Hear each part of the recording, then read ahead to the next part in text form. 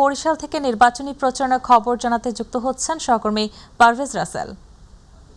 পারভেজ, জাতীয় সংসদ নির্বাচন সামনে রেখে বরিশালের নির্বাচনী প্রচারণা কি খবর আছে আপনার কাছে, জানাবেন আমাদের।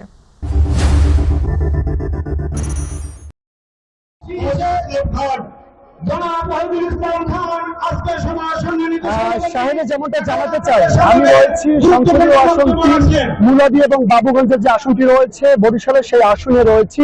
এখানে বিএনপির যিনি মনোনীত প্রার্থী রয়েছে, বিএনপির ধানের শীষ অ্যাডভোকেট জয়নাল আবেদীন, তার নির্বাচনী জনসভা প্রচারণা রয়েছে। বিকাল থেকে সেই জনসভা কিন্তু শুরু হয়েছে।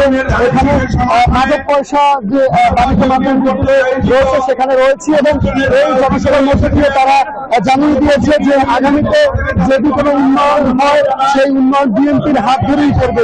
পাশাপাশি আপনাকে জানিয়ে রাখছি যে আগামী 4 তারিখে আসছেন বরিশালে এবং তার আশাকে কেন্দ্র করে এই জনসভা নতুন একটি মাত্রা যুক্ত হবে। আমি একটু যুক্ত হতে চাই, এই মুহূর্তে রয়েছে আমাদের সামনে বিএনপির নির্বাচন পরিচালনা কমিটির সদস্য রয়েছেন অ্যাডভোকেট মোয়াজ্জেম হোসেন আলাই। আমরা একটু কথা বলতে চাই, আমরা সরাসরি সম্প্রচারে রয়েছি, একটু জানাবেন আপনার মাইক্রোফোন দর্শকদেরকে যে নির্বাচনী প্রচারণা আমরা বরিশালে প্রথম আসছেন, কেমন দেখছেন এবং মানুষ কেন বিএনপিকে ভোট দেবে?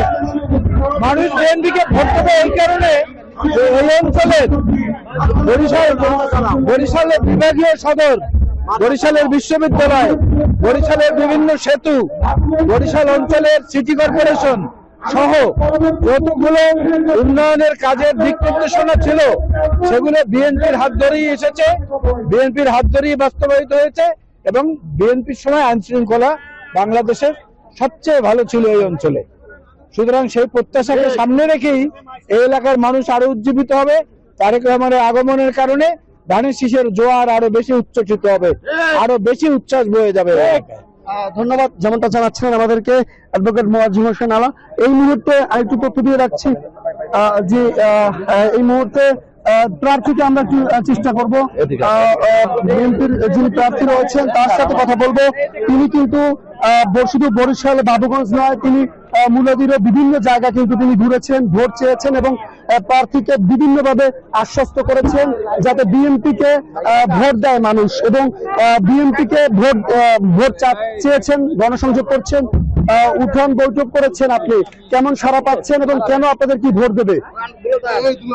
এই কারণে ভোট দেবে মানুষ, গত 17 বছর যে তাদের মনের মধ্যে যে ব্যথা, তারা ভোট দিতে পারে নাই, এই ব্যথা নিয়েই তারা এতদিন অপেক্ষা করছিলেন যে কখন তারা ধানের শীষে ভোট দিতে পারবেন। এইবার তারা মনে করেন যে যেহেতু ফ্যাসিস্ট সরকার দেশ থেকে বিদায় হয়ে গিয়েছে, কাজে এইবার তারা ভোট দিতে পারবেন। সেই জন্য আমি যেখানেই গিয়েছি মানুষের মধ্যে অসম্ভব সাড়া দেখেছি যে তারা একটি জিনিসই চাচ্ছেন যে আইন শৃঙ্খলা পরিস্থিতি যদি ভালো থাকে তাহলে পরে তারা নিশ্চিন্তে এবং স্বাচ্ছন্দ্যে ধানের শীষে ভোট দেবে এবং তারা এই দেশের উন্নয়ন চায়, এদেশের রাস্তাঘাট চায়, এদেশের তরুণ সমাজ তারা তাদের চাকরি বাকরি চায়। তো আমাদের নেতা জনাব তারেক রহমান সাহেব আশ্বস্ত করেছেন যদি ধানের শীষে ভোট দিলে তিনি যদি সরকার প্রধান হতে পারেন, তিনি এই সমস্ত কিছুর দায়িত্ব তিনি নিয়েছেন। আর আমি নিজে বলেছি যে এই এলাকার যত প্রকার উন্নয়নমূলক কাজ আছে সবগুলো আমি করব। সেই জন্য আমার উপরে মানুষের একটা আশা ভরসা এবং সেই আশা ভরসা নিয়েই তারা আগামী দিনে ধানের শীষে ভোট দিবে, প্রতীকে ভোট দিবে বলে আমি মনে করি। চেষ্টা করছিলাম যিনি প্রার্থী রয়েছেন তার নিজেরই আসলে প্রতিশ্রুতি। তো আপাতত এই রয়েছে বরিশালের বাবুগঞ্জ থেকে আমার কাছে নির্বাচনী প্রচারণার সবশেষ তথ্য।